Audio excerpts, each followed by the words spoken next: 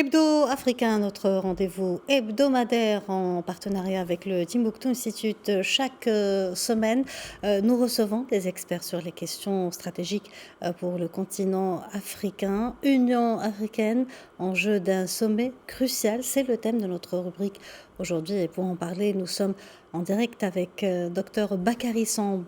Bonjour, Dr Bakary Samb, vous êtes directeur régional du Timbuktu Institute. Merci d'être avec nous. Merci de votre invitation.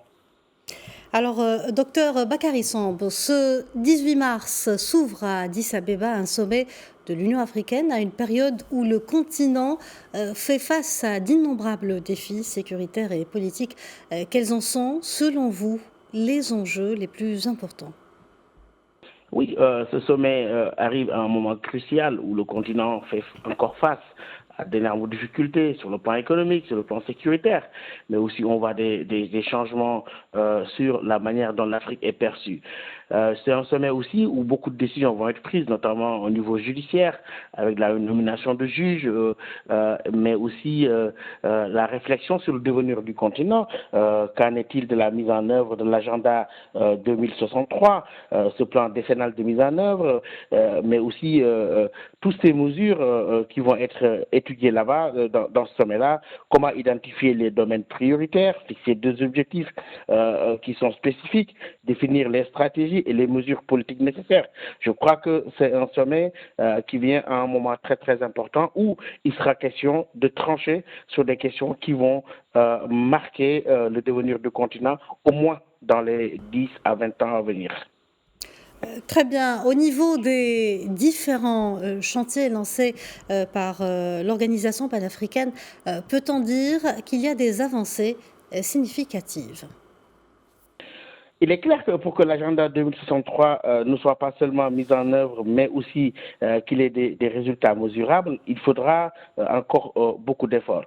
Mais ce qui a été très très important, notamment avec cette présidence sénégalaise qui vient de s'achever, c'est que je pense que quelque part, il a été réussi quelque chose de très important, c'est que faire de notre continent une réalité géopolitique. Un continent conscient de son poids, un continent qui n'est plus seulement une variable d'ajustement, mais comme une voix qui porte avec son propre agenda, comme on l'a vu lors des récents votes aux Nations Unies au début de la crise ukrainienne.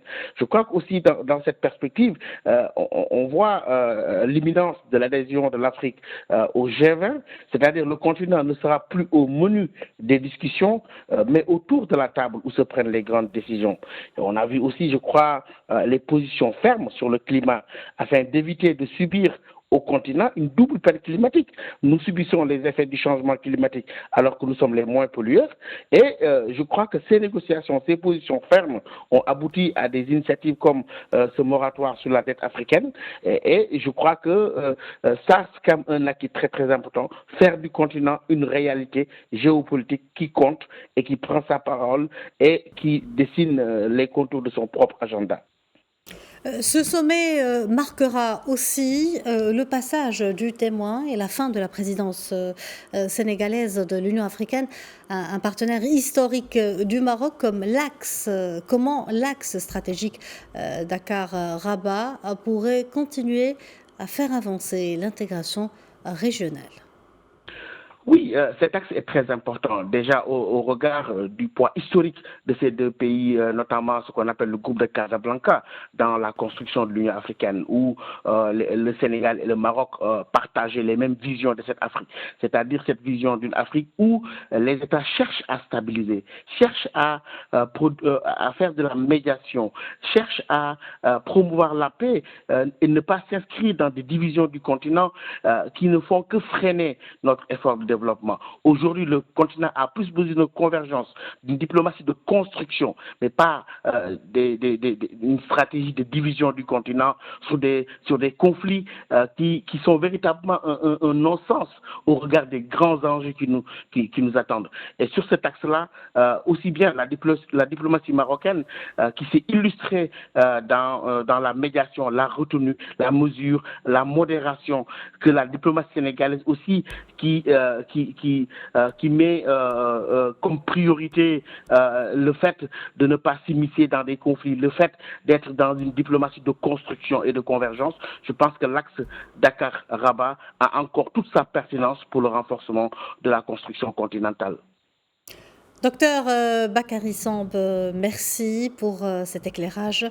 Je rappelle que vous êtes directeur régional du Timbuktu Institute. Merci de votre aimable invitation.